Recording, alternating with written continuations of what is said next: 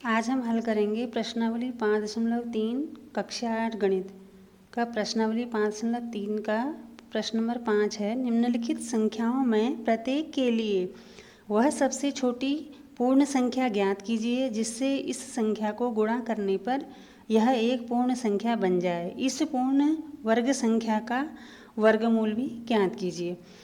तो जो ये संख्याएं दे रखी हैं, इनमें से ये जो संख्याएं हैं ये पूर्ण वर्ग संख्या नहीं है। हमें ये पता करना है कि हम कौन सी ऐसी छोटी संख्या है जिससे हम इस संख्या को गुणा करें तो यह संख्या पूर्ण वर्ग बन जाए।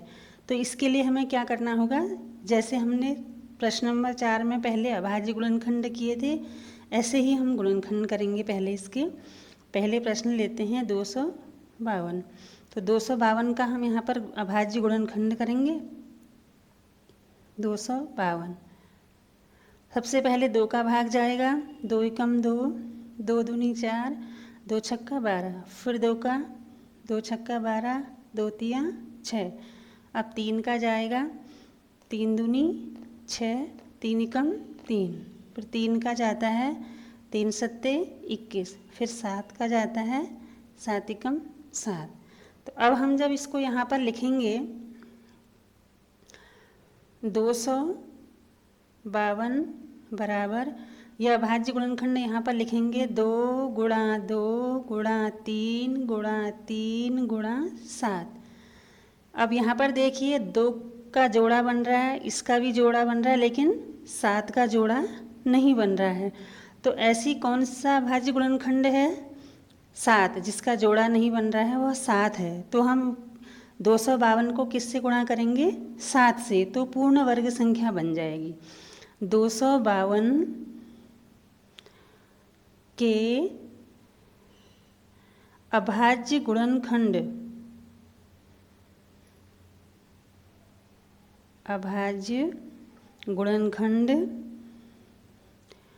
में 7 का युग्म मतलब जोड़ा,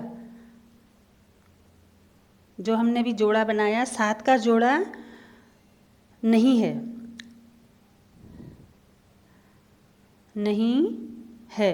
अतः 252 को 7 से गुणा करेंगे, 7 से गुणा करेंगे। इसलिए अब 252 को हम 7 से गुणा करते हैं। 252 गुणा 7, 7 दूनी 14, 7 पंचे 35 और 1 36, हासिल 3, 7 दूनी 14, 15 16 17। तो अब इसका हम वर्गमूल भी निकाल सकते हैं। अब ये पूर्ण वर्ग संख्या बन गई, तो अब इसका वर्गमूल निकालना है, क्योंकि प्रश्न में लिखा है पूर्ण वर्ग संख्या का वर्गमूल भी ज्ञात कीजिए। तो ये पूर्ण वर्ग संख्या बन गई है। अब इसका हम वर्गमूल निकालेंगे तो क्या आएगा, क्योंकि एक 7 कम था, तो एक 7 से हमने गुणा किया तो ये पूर्ण वर्ग संख्या बन गई। तो इसलिए क्या करेंगे, 2 गुणा 3 गुणा 7 बराबर 2 तिया 6, 6 सत्ते 42। क्या आया इसका? 42 उत्तर वर्गमूल।